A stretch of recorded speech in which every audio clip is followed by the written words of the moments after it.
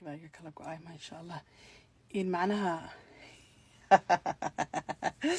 يقرأ هذا مرة قار مركا أول حيسيني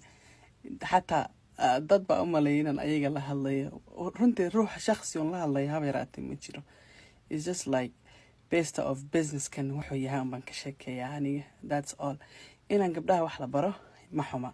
laakiin de waxa la idin baray wax koobiyay la idin ma dhihine wixii original ka ahaa lacagta intaad qoortaan ya u soo qaada customerki laakiin taluuq gashaan $3 alaab galaado keentaan wajigii baa saa noqday iska daay waxaas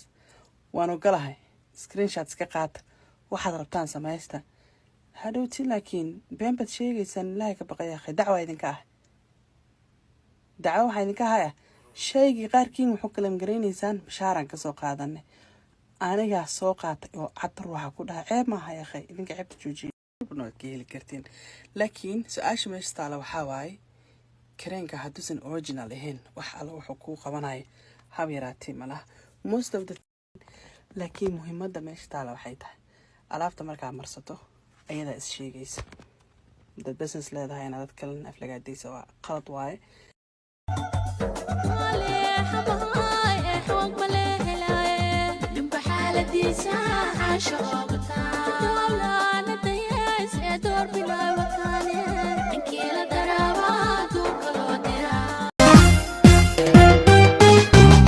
angaasade angabarshidano geeyo quruxdii aan la gees marin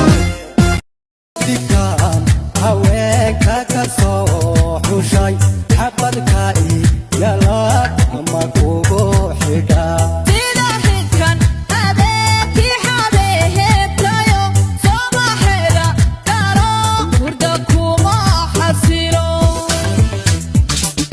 xiliyada hurdada u xasuus